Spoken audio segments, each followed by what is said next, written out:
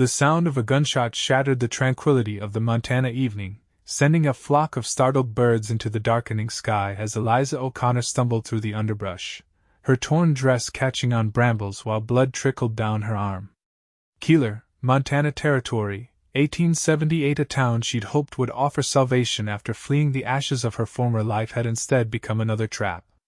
Behind her, the shouts of angry men and the thunder of hooves grew louder. The bank manager's son hadn't taken kindly to her rejection of his advances, and his wounded pride had transformed into dangerous accusations of theft. "Keep running, girl!" one of the pursuers yelled, his voice carrying through the pines that bordered the eastern edge of Keeler. Eliza's lungs burned as she pushed deeper into the forest. At 22, she'd already endured more hardship than most faced in a lifetime. Orphaned at 16 when influenza claimed her parents, she'd spent years working as a seamstress in Chicago before heading west on promises of opportunity and fresh beginnings. Now those dreams seemed as distant as the stars appearing overhead. Her foot caught on an exposed root, sending her sprawling into a shallow creek. The cold water shocked her system as she gasped for breath. Blood and mud mingled on her pale skin as she struggled to her feet, her sodden skirts weighing her down. The sound of pursuit had momentarily faded, but Eliza knew better than to hope they'd given up. Dragging herself up the opposite bank, she spotted a small cabin nestled among the trees, a thin tendril of smoke rising from its stone chimney. Light flickered behind its single window. Desperation overrode caution as she stumbled toward what might be her only chance at sanctuary. Her fist pounded weakly against the rough-hewn door. "Please," she whispered, her voice breaking. "Please help me." The door swung open suddenly, revealing a tall man silhouetted against the warm glow of a hearth fire. Without hesitation, he pulled her inside and quickly shut the door behind her. In the firelight, Eliza could see he was younger than she'd expected, perhaps 25 or 26, with keen blue eyes beneath a shock of dark hair. His face was weathered by sun and wind, but handsome in its rugged way. "They're coming," she managed to say, her voice barely audible. "Men from town. They'll kill me if they find me." The stranger moved to the window, peering out into the gathering darkness. "How many?" "4, maybe 5. The bank manager's son and his friends." Eliza leaned heavily against the wall. "They're saying I stole money, but I didn't. I swear I didn't." He nodded once, seemingly having made a decision. "Hide under the bed. Don't make a sound." Eliza complied without question, crawling beneath the narrow cot in the corner of the one-room cabin. From her hiding place, she watched as the man took a rifle from above the fireplace and checked its loading. His movements were calm, methodical, betraying no anxiety despite the approaching danger. Minutes later, the sounds of horses and men's voices reached the cabin. A heavy fist pounded on the door. "Open up in there!" The voice belonged to William Preston, the bank manager's arrogant son. The stranger opened the door casually, rifle held loosely at his side. "Evening, gentlemen. What brings you to my doorstep at this hour?" "We're tracking a thief," Preston said. "A woman. Saw her heading this way." "You seen anyone pass by?"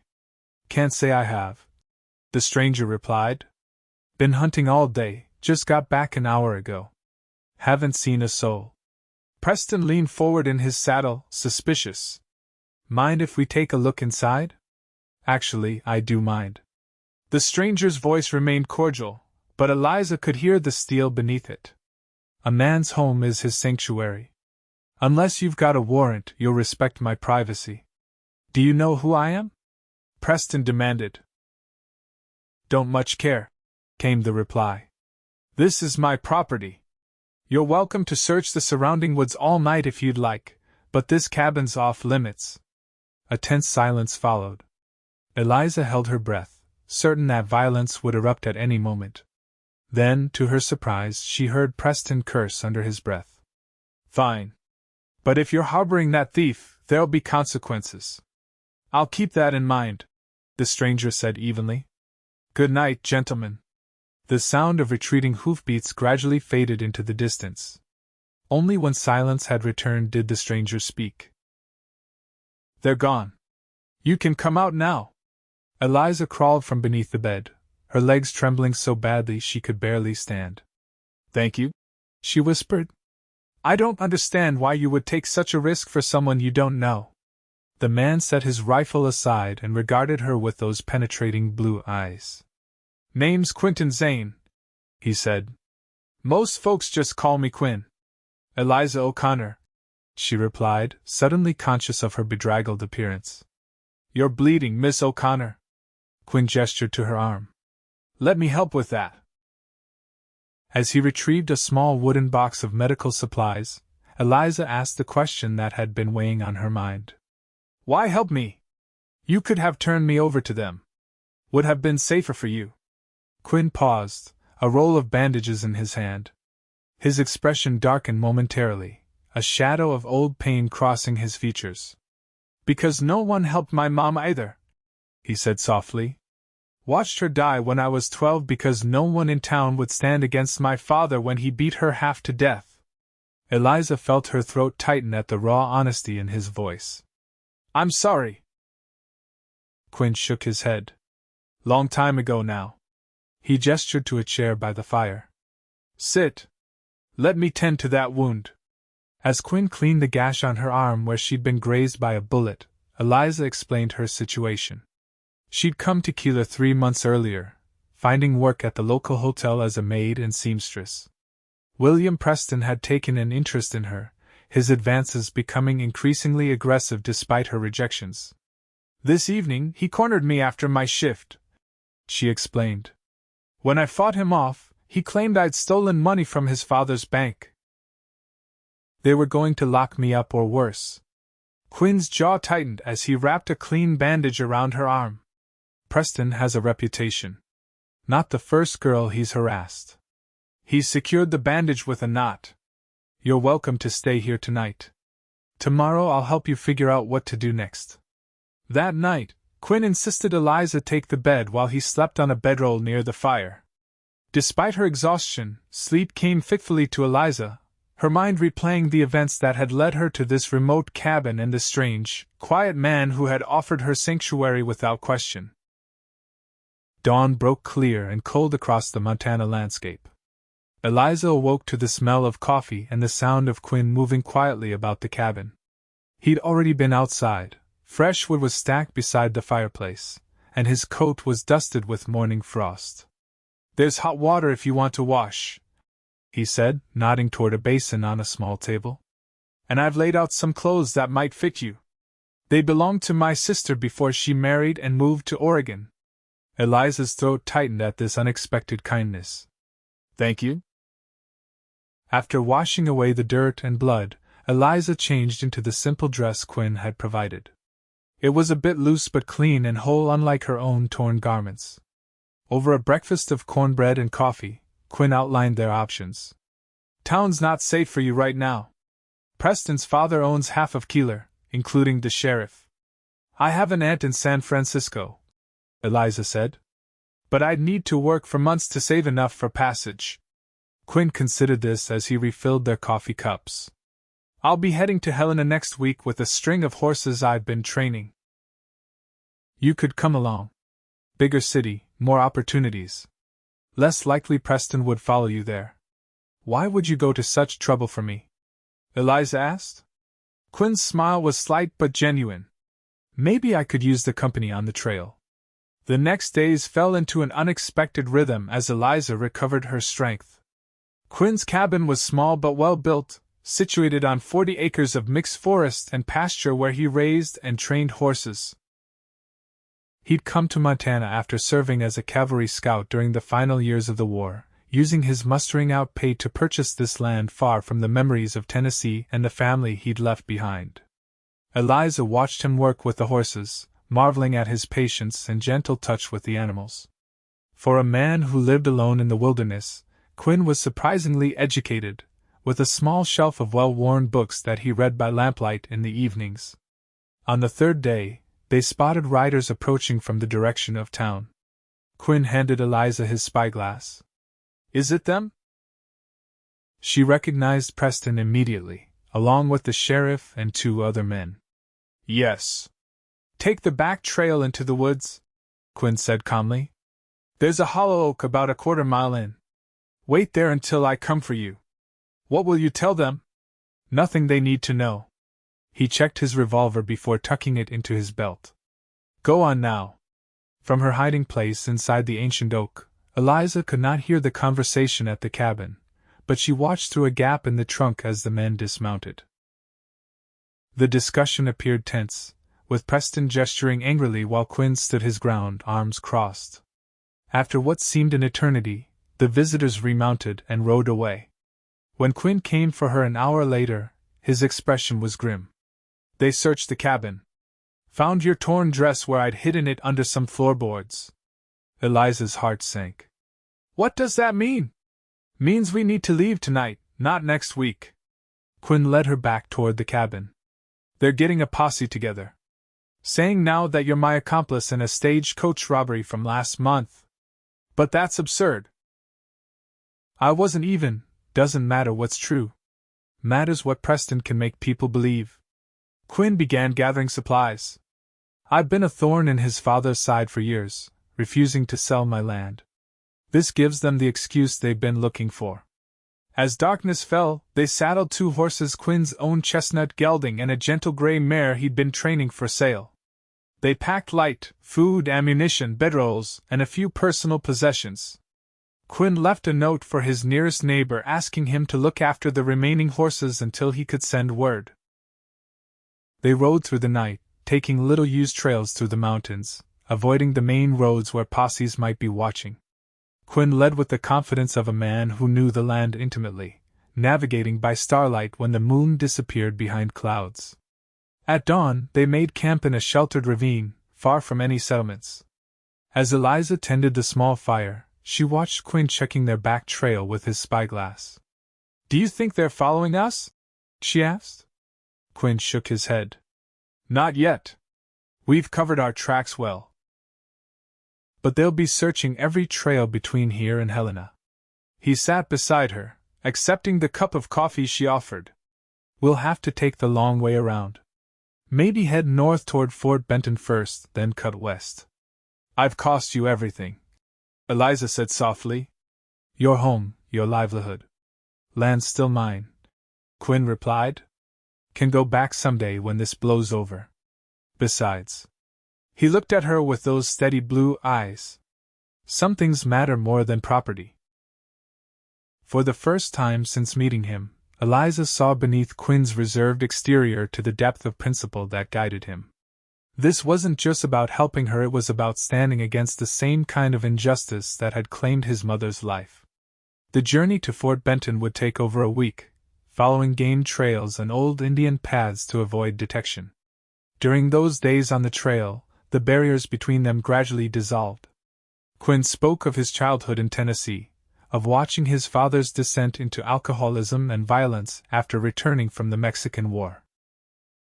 He told her about joining the Union Army at 18, despite his Southern roots, because he believed in freedom for all men.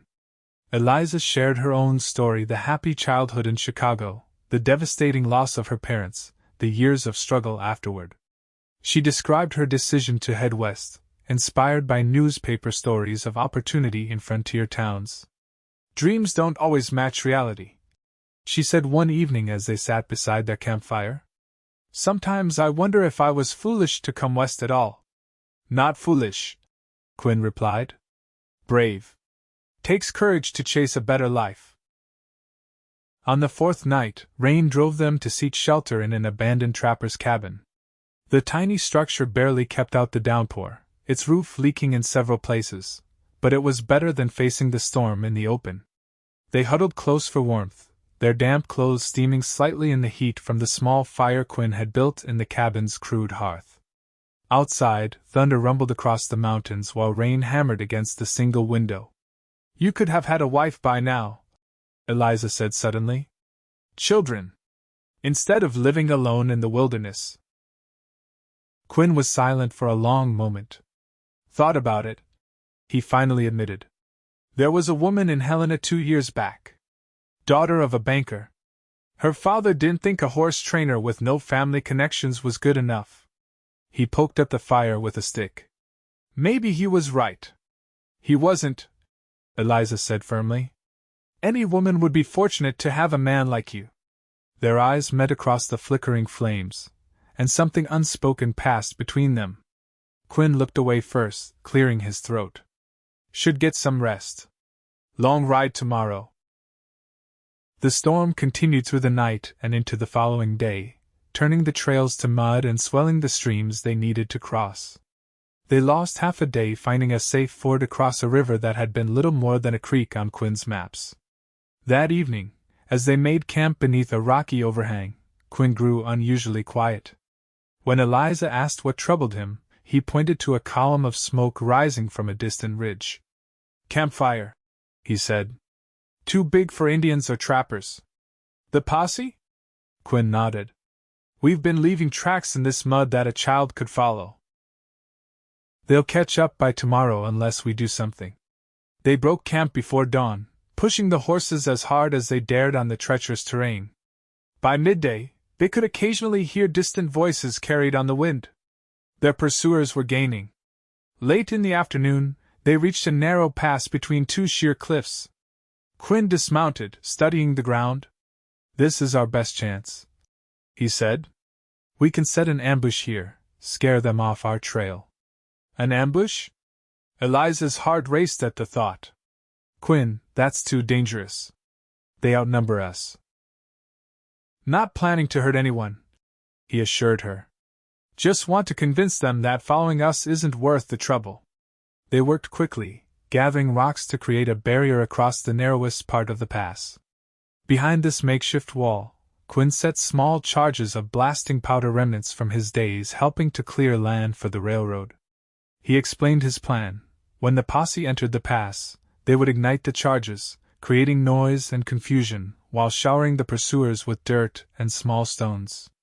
It'll seem like a landslide starting, he said. Most men won't stick around to see what comes next. As dusk approached, they took positions on a ledge above the pass. The weight was excruciating. Every small sound, a bird's call, the rustle of leaves, made Eliza start. Quinn remained calm beside her, his rifle ready but his breathing steady. When the posse finally appeared at the mouth of the pass, Eliza counted 8 riders. William Preston led them, his face set in determined lines even at this distance. The sheriff rode beside him, looking considerably less enthusiastic about the chase. Wait until they're all in the pass, Quinn whispered. The riders advanced cautiously, clearly aware they were entering a potential trap.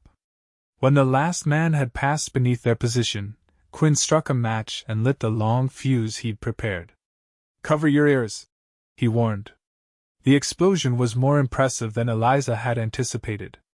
The ground shook beneath them as dust and debris filled the pass. Through the chaos, she could hear men shouting and horses whinnying in panic. As the dust began to clear, she saw several riders fleeing back the way they had come. It worked! She exclaimed. Quinn's expression remained grim. Not entirely. He pointed to where 3 men had dismounted and taken cover behind rocks. They hadn't fled and now they were looking up, searching for the source of the ambush. A rifle shot cracked through the air, the bullet striking the cliff face inches from Quinn's head. He pulled Eliza down as more shots followed. We need to move, he said. They'll work their way up here if we stay. Keeping low, they scrambled back to where they'd left their horses. Quinn helped Eliza mount, then swung up onto his own horse. Ride east along the ridge, he instructed. I'll be right behind you. Eliza urged her mare forward, ducking low over its neck as shots continued to ring out behind them. She didn't look back until she'd reached the relative safety of a stand of pines. When she did, her heart nearly stopped. Quinn wasn't behind her. Torn between safety and loyalty, Eliza made her decision in an instant. She turned her horse back toward the pass. If Quinn was hurt or captured because of her, she couldn't live with herself. She found him halfway up the slope, limping but still on his feet. Blood stained his left trouser leg. What are you doing? He demanded when he saw her. I told you to ride. I'm not leaving you, she said firmly, extending her hand. Can you mount? With effort, Quinn pulled himself onto the horse behind her. His arms circled her waist as he held on. 3 men still following, he said, his breath warm against her ear. We need to find somewhere to lose them before nightfall. They rode hard through the gathering darkness, the sounds of pursuit growing fainter as they navigated terrain too difficult for men unfamiliar with the area. Eventually, they found shelter in a cave hidden behind a waterfall, a place Quinn had discovered years earlier while tracking a wounded elk. Inside the cave, Eliza examined Quinn's wound by the light of a small fire. The bullet had passed through the fleshy part of his thigh, missing bone and major blood vessels. You're lucky, she said as she cleaned the wound with water from the fall. Quinn winced but managed a smile. Been telling myself that since the day you showed up at my door. Eliza's hands stilled. What do you mean? Just that. He hesitated, then continued with quiet intensity. Some people go their whole lives never finding something worth fighting for. Worth sacrificing for. His hand covered hers. Meeting you changed everything. The confession hung in the air between them, honest and unadorned. Eliza felt her heart beating faster as she realized the truth of her own feelings. This man, with his quiet strength and unflinching integrity, had become more to her than just a rescuer or traveling companion. I was afraid to trust anyone after what happened in Keeler, she admitted. But you never gave me reason to doubt you, not for a moment. Their first kiss was gentle, tentative, a question asked and answered in the soft press of lips. When they parted, Quinn's eyes held a warmth that made Eliza feel truly safe for the first time in years. They remained in the cave for 2 days, allowing Quinn's wound to begin healing and giving their pursuers time to abandon the chase. They spoke of the future of traveling to Oregon instead of Helena, perhaps finding Quinn's sister and starting fresh where Preston's influence couldn't reach them. On the morning of the 3rd day, they emerged from their hiding place to find clear skies and no sign of pursuit. Quinn's leg was still painful but strong enough for riding if they took it slowly. The journey to Fort Benton took another week, their pace deliberate both from caution and Quinn's injury. They avoided settlements and kept to the wilderness, living off the land as much as possible. During those days, their bond deepened beyond the initial spark of attraction into something more profound, a partnership forged through shared hardship and mutual respect. In Fort Benton, they found temporary work at a riverboat landing, Quinn managing horses for freight wagons, Eliza serving meals at a boarding house catering to travelers. They saved every penny, planning for the long journey to Oregon once the spring thaw made mountain passes navigable. Winter descended on Montana with brutal force. Quinn's injury healed completely, leaving only a scar as a reminder of their flight from Keeler. They rented a small cabin on the outskirts of town, creating their first real home together. It was there, on a night when snow piled high against the windows and the wind howled like a living thing, that Quinn asked Eliza to be his wife. Don't have much to offer, he said, kneeling before her with a simple silver ring, his mother's, the only keepsake he'd taken when leaving Tennessee. But everything I am, everything I have, is yours if you want it. Eliza's answer came without hesitation. They were married the following week in the small church near the fort, with only the minister and his wife as witnesses. The celebration was modest, but neither felt the lack of grand ceremony. What mattered was the commitment they made to each other to face whatever came next as partners, equals in all things. Spring arrived late that year. By the time the trails west were clear, Eliza and Quinn had changed their plans. News had reached Fort Benton of William Preston's arrest for embezzlement, the very crime he had accused Eliza of committing. The banker's son had been stealing from his father's customers for years, using his family's influence to silence any accusations. We could go back, Quinn suggested one evening. Reclaim my land? Start the horse business again. Eliza considered this. Would that be safe? Preston's finished in Keeler, Quinn assured her. And his father's influence died with the scandal. Besides, he placed a hand gently on her still flat stomach. I'd like our child to be born in our own home." The journey back to Keeler was far different from their flight months earlier. They traveled openly, following the main roads and camping alongside other travelers. When they finally crested the hill overlooking Quinn's property, both were unprepared for the emotion that swept through them. The cabin stood untouched, just as they had left it. Quinn's neighbor had kept his word, caring for the horses and maintaining the property. Smoke rose from the chimney, a welcoming signal that their return had been anticipated. As they rode into the yard, Eliza felt a sense of rightness, of completion. This place that had once been merely a refuge had become something far more important. It was home. The years that followed brought both joy and challenges. Their first child, a son they named James after Quinn's younger brother who had died in the war, was born the following winter.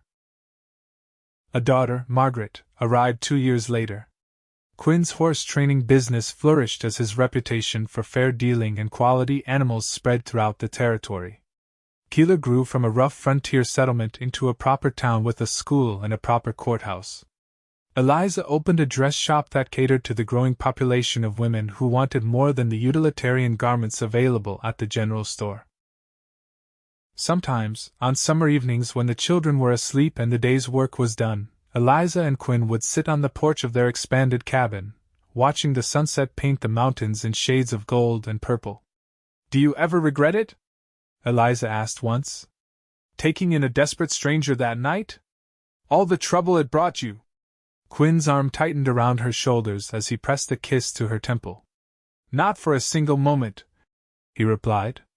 "Some decisions shape your whole life. Opening that door was the best one I ever made." 10 years after they returned to Keeler, Quinn was elected sheriff, a position he accepted with reluctance but served with the same quiet integrity that had defined his life. Eliza stood proudly beside him at the swearing-in ceremony, their children watching with wide-eyed admiration for their father. That night, as they prepared for bed, Quinn seemed thoughtful. "You know what today made me remember?" he asked. "What's that?" "Something my mama told me, not long before she died. She said, Quinn, when this world beats you down, you got 2 choices: become the kind of person who hurts others, or become the kind who helps them heal." He looked at Eliza with those same blue eyes that had assessed her that first night, eyes that had seen so much pain but had never hardened with bitterness. "I think she'd be proud of the choice I made." Eliza took his face in her hands. "I know she would be," she whispered. "Just as I am, every single day." Their story became something of a legend in that corner of Montana, how a desperate young woman fleeing false accusations found sanctuary with a solitary horseman who risked everything to protect her. How that act of courage blossomed into a love strong enough to overcome every obstacle life placed before them. And sometimes, when newcomers to town asked Quinn why he had been so quick to help a stranger in need all those years ago, he would smile that quiet smile and say simply, "Because no one helped my mama either. And I promised myself I'd never stand aside when I could stand up instead." It was a promise he kept until the end of his days, a legacy of compassion and courage that Eliza and their children carried forward long after the frontier era had faded into history, ensuring that in at least one corner of the Wild West, justice and kindness would always find champions willing to fight for them.